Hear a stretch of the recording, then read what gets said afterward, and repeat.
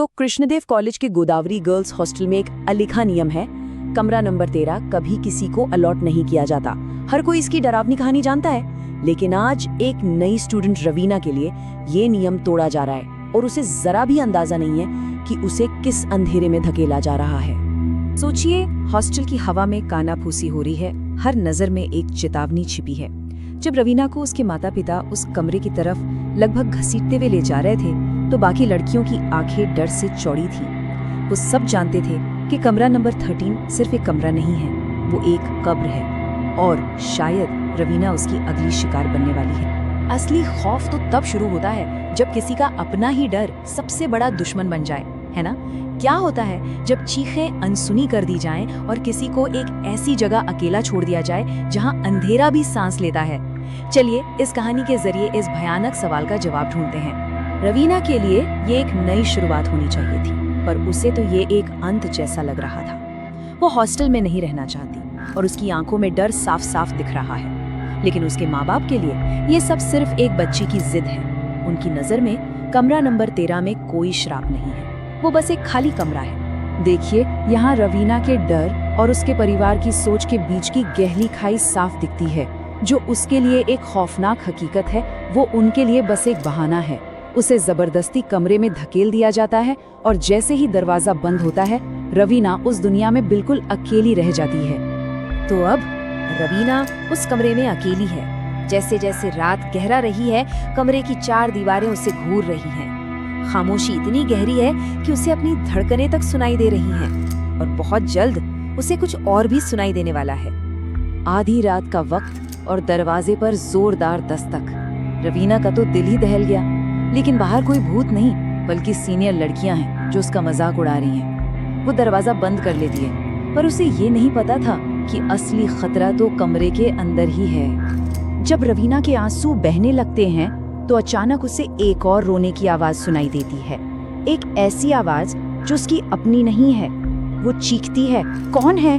लेकिन आवाज एक कान फाड़ देने वाले शोर में बदल जाती है और फिर एकदम खामोशी।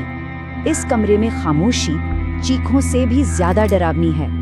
अगली रात नींद और जागने के बीच की उस धुंधली सी हालत में रवीना को एक साफ, ठंडी और बेहद डरावनी आवाज सुनाई देती है। ये कोई कानाफूसी नहीं थी, ये एक हुक्म था।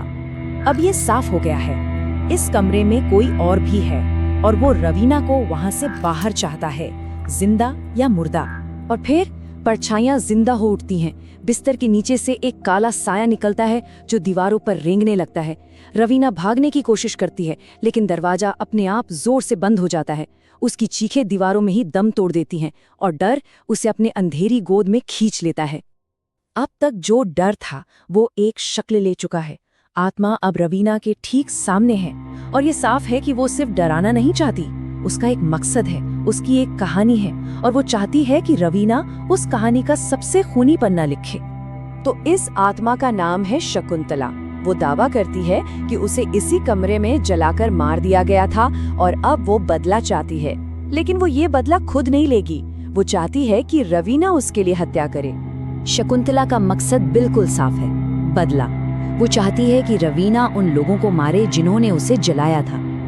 लेकिन जब रवीना मना करती है तो शकुंतला उसे एक भयानक विकल्प देती है, या तो वो हत्यारिन बनेगी या फिर वो भी उसी आग में जलेगी। अब रवीना के लिए ये लड़ाई सिर्फ डर से बचने की नहीं है, बल्कि अपनी जान बचाने की है। वो मदद और सच दोनों की तलाश करती है, लेकिन इस कमरे में सच शायद डर से भी ज्यादा खतरनाक है।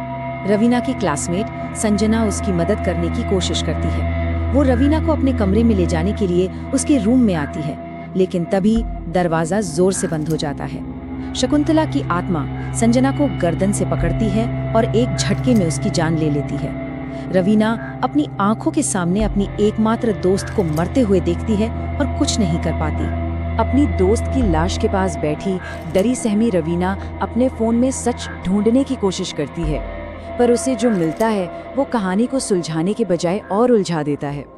इंटरनेट के मुताबिक शकुंतला कोई बेचारी पीड़ित नहीं बल्कि ये खूनी थी।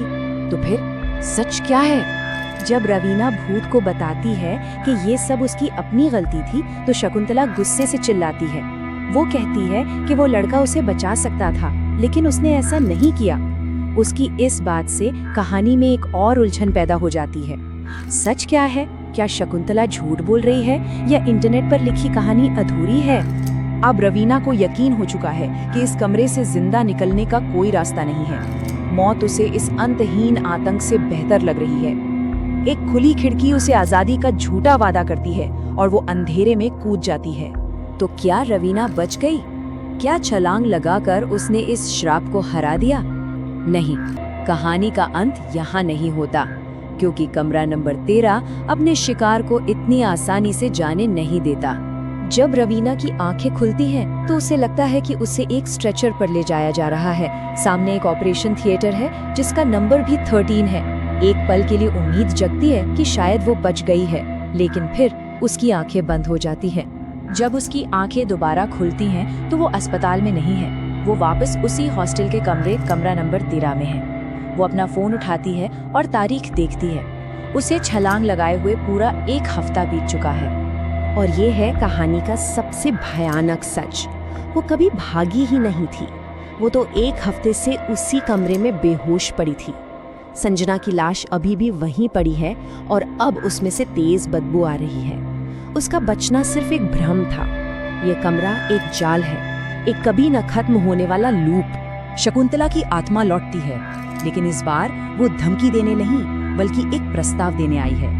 रवीना मरेगी नहीं, वो जिंदा रहेगी, लेकिन एक नए मकसद के साथ। अब उसे इस श्राप को आगे बढ़ाना है। अब उसे अगला शिकार ढूंढना है। और कहानी यहीं खत्म हो जाती है, एक बहुत ही परेशान करने वाले सवाल के साथ।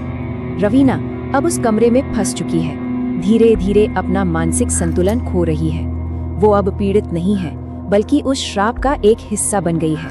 और यह चक्र तब तक चलता रहेगा जब तक कमरा नंबर 13 मौजूद है।